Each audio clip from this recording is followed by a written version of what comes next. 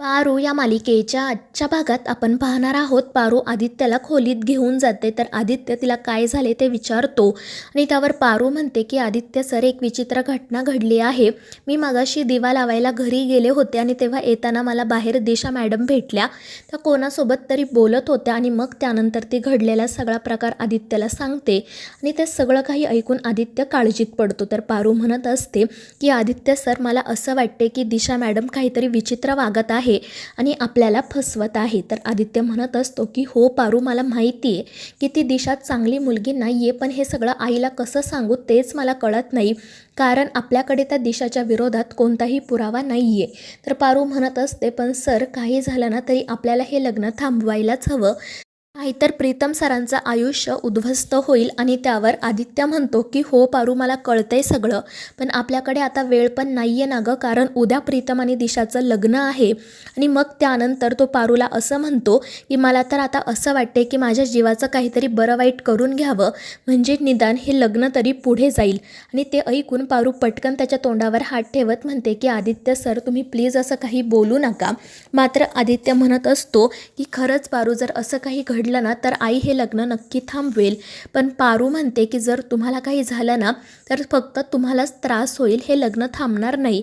आणि ते ऐकून आदित्यला एक कल्पना सुचते. तर दुसरीकडे प्रीतम त्याच्या खोलीत आलेला असतो. त्याला सतत प्रियाचा चेहरा आठवत असतो आणि तो खूप रडत असतो. तितक्यात मग आदित्य त्या ठिकाणी येतो. तो प्रीतमला समजवण्याचा प्रयत्न करत म्हणतो की तुझा माझ्यावर विश्वास आहे ना रे. आणि त्यावर प्रीतम म्हणतो की हो दादा, माझा तुझ्यावर पूर्ण विश्वास आहे आणि आत्तापर्यंत ना तू माझ्यासाठी खरंच खूप काही केलं आहे, पण आता प्लीज हे सगळं थांबव, कारण मला माहिती आहे की यापुढे काही चांगलं घडू शकत नाही.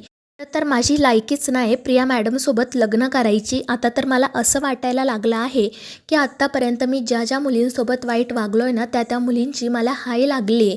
आणि प्रीतमचं ते बोलणं ऐकून आदित्य रडतच त्याला मिठी मारत म्हणतो की प्रीतम, असं काही नाही आहे, तू प्लीज असं काही बोलू नको, माझ्यावर विश्वास ठेव, मी हे लग्न थांबवणारच. त्यानंतर मग दुसऱ्या दिवशी सकाळी प्रियाचा पारूला कॉल येतो. प्रिया पारूला प्रीतमबद्दल विचारत असते आणि म्हणत असते की मी सकाळपासून प्रीतम सरांना खूप कॉल केले, पण ते माझा फोन उचलतच नाही आहेत, मला त्यांची काळजी वाटते. आणि त्यावर पारू म्हणते की प्रिया मॅडम, तुम्ही काळजी करू नका, ते ठीक आहेत, पण तुम्ही ठीक आहात ना. आणि त्यावर प्रिया रडतच म्हणते की पारू, मी कशी ठीक असेल गं, मी तर इथे एकटी पडले, मी आबांसोबत सुद्धा काही बोलू शकत नाही. तर पारू म्हणते पण प्रिया मॅडम, तुम्ही आणि प्रीतम सरांनी मिळूनच तुमचे मार्ग वेगळे करण्याचा निर्णय घेतला आहे ना, मग तुम्हाला आत्ता एवढा त्रास का होतोय. तर प्रिया म्हणते की पारू, खरं प्रेम विसरणं एवढं सोपं असतं का गं. आणि त्यावर पारू नाही म्हणते. आणि मग प्रिया तिला विनंती करते की प्लीज मला प्रीतम सरांसोबत बोलायचं आहे, तू आमचं बोलणं घडवून दे. आणि त्यावर पारू म्हणते की ठीक आहे, तुम्ही काळजी करू नका, मी प्रीतम सरांना तुम्हाला कॉल करायला सांगते. मात्र पारूचं प्रियासोबतचं हे सगळं बोलणं दामिनीने ऐकलेलं असतं आणि ती हसतच मनाशी म्हणत असते की आता हे सगळं दिशाला सांगायला हवं, कारण आता मला दिशाच्या गुड बुक्समध्ये राहायचं आहे. आणि मग ती पटकन तेथून निघून जाते. तर पारू प्रीतमच्या खोलीत जाते. तिथे प्रीतम एकटाच शांतपणे बसलेला असतो. पारू त्याला विचारते, तुम्ही प्रिया मॅडमचा कॉल का नाही रिसीव करत, त्या सकाळपासून तुम्हाला फोन करतायत. आणि त्यावर प्रीतम वैतागून म्हणतो की पारू, मी काय बोलू प्रिया मॅडमसोबत, जर मी त्यांच्यासोबत बोललो ना तर मला नाही कंट्रोल होणार, मला सतत त्यांची आठवण येत राहील आणि मग स्वतःला सावरणं अवघड होईल. पण पारू त्याला समजावत म्हणते की प्रीतम सर, बाकी सगळ्याचा तुम्ही नका विचार करू, तुम्ही फक्त प्रिया मॅडमला कॉल करा आणि त्यांच्याशी बोला, त्या खूप काळजीत आहे. आणि त्यावर मग प्रीतमसुद्धा हो म्हणतो आणि मग प्रियाला तो कॉल करतो. तर प्रीतमचा आवाज ऐकून प्रियाला खूप आनंद होतो आणि मग त्यानंतर ते दोघेही रडतच एकमेकांशी बोलू लागतात. पण त्यांचं बोलणं सुरू असतानाच अचानक दिशा त्या ठिकाणी येते आणि तिला बघून प्रीतम खूप घाबरतो. तर दिशा सरळ प्रीतमच्या हातातील फोन ओढून घेते आणि त्यावर प्रिया मॅडम हे नाव बघून ती खूप चिडते आणि मग ती सरळ प्रियासोबत बोलू लागते. ती प्रियाला म्हणत असते की काय गं प्रिया, तुला माझ्या प्रीतसोबत बोलायचं आहे का, आता तर तू आमच्या कंपनीत सुद्धा काम करत नाहीस, मग तुझी हिंमत कशी झाली माझ्या प्रीतमला कॉल करायची. आधी तर काय स्कूल, मग इंटर्नशिप, मग आमच्या घरात तुझं येणं, आणि आता काय तुला माझ्या नवऱ्यासोबत लग्न करायचं आहे का गं. खरं तर हा प्रीतम ना आहेच तसा, त्याला प्रत्येक मुलीवर प्रेम होतं, प्रत्येकीलाच तो जेन्युइन वाटतो, कारण त्याचा थोबडाच तसा आहे, इनोसंट. आणि तू तर काय, तुझ्यासारख्या मुलींना, श्रीमंत मुलांना फसवायचंच असतं, मला माहिती आहे. आणि ते ऐकून प्रीतम रागातच दिशाच्या हातून मोबाईल ओढून घेतो आणि कॉल कट करतो. तर दिशा प्रीतमवर खूप चिडलेली असते आणि त्याला म्हणत असते की तुला अक्कल आहे का, काय वागतोयस तू, तुला कळतंय का? अरे आपलं लग्न होणार आहे, आपली हळद झाली आणि तुझं हे सगळं काय सुरू आहे? आणि ते ऐकून प्रीतम खाली मान घालतो. तर दिशा म्हणत असते की प्रीतम, तू ना आता एक काम कर, सासू मॉमकडे जा आणि त्यांना सगळं काही खरं खरं सांग. आणि ते ऐकून प्रीतम आश्चर्याने दिशाकडे बघू लागतो.